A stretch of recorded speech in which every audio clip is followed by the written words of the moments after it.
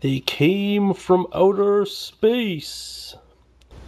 Strange creatures, the likes of which the world had never seen before. Why, I've never seen anything like it.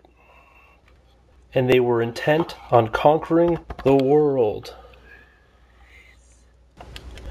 And only a brilliant scientist and his mutant pupils would be capable of stopping this menace from beyond our galaxy. Galaxy. Hello everyone, watch this review here with a look at the Marvel Select Brood.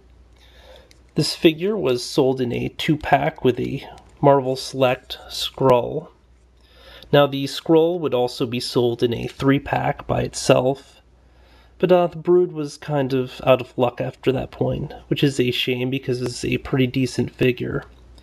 And, you know, it's kind of a really cool stock villain, but as a kid I never really liked the Brood.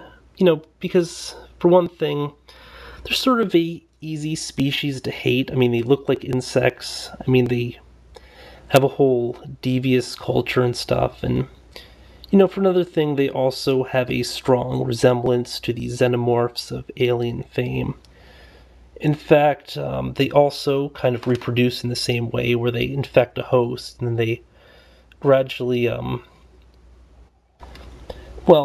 unlike the xenomorphs, where something will burst out of the host, I mean, the host's body will become the new brood, but in the same way, they basically assimilate characteristics of their host. So, back when they were going to inhabit the X-Men and stuff, well, actually, they did inhabit the X-Men, they would have had the X-Men's powers in their brood form.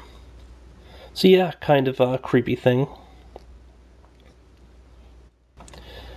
Also, I guess the one useful thing about having a villain like this is that it's non-human, which sort of allows Wolverine to unsheath his claws, and I do believe he killed quite a good number of these during the comic runs.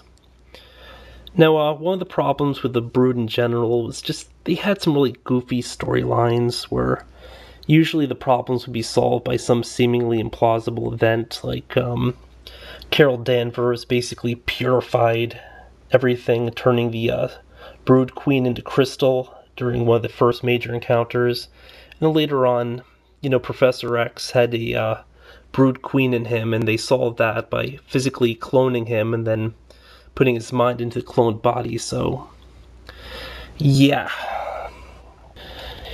The storylines were definitely another deterrent for me liking these guys, but, you know, over time I did grow sort of an affinity to like the grunts and so forth.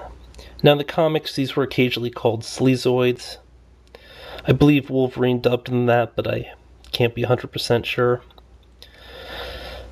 Articulation-wise, there isn't a whole lot, but I mean, with a creature like this, you probably don't need a lot, and the articulation looks really well hidden, so I mean, it kind of works out for the best, but your only real points are ball joints on the 4 smaller legs here. And these are full range, like it'll go out this direction, in this direction, in addition to going up and down, but it's kind of like on one of those thigh and ball joints where you can kind of move this around to get the ball to go where you want it to. They do stand pretty well like this, but you can also get them to stand up by just having them sit on the ground, and again it looks kind of natural. Now, my one real complaint for these figures, well, 2 complaints actually, but it's the use of non-bendy parts. This plastic, although, you know, it's a thinner plastic, it doesn't bend at all, so their tails are always stuck up like this. You'll notice these are their stingers, so that would make for some cool action poses if you could actually move that. But more importantly, these are always stuck in this kind of funky position, although you can fully rotate the arms around, so you can get to go like this, or flip it to normal. It'll go out a good deal. You know, it's a really generous range of motion. The head also is on a ball joint. It'll go forward a little bit, goes back a bit more. So again, really good range. And then it will rotate all around, so it could physically bite on something on its back, although I don't know if it did Exorcist-like moves like that in the comics, or the cartoon because it did appear in a few episodes of the 90s animated series, but overall, pretty cool. My one other complaint is I just thought these things were a lot bigger.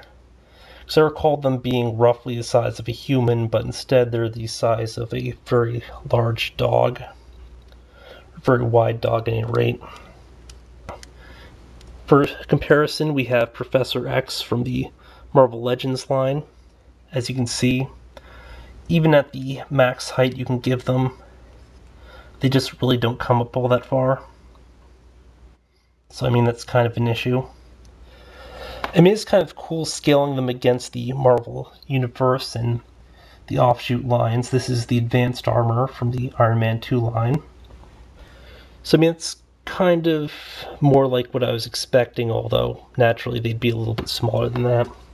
Overall, I do like these guys. I don't think they're all that difficult to find, but I mean, if you're buying them by the box, you'd have to get them with the scrolls. But if you buy them loose, you can get them on their own. I honestly didn't think the scroll was as cool as these. But yeah, until next time, folks.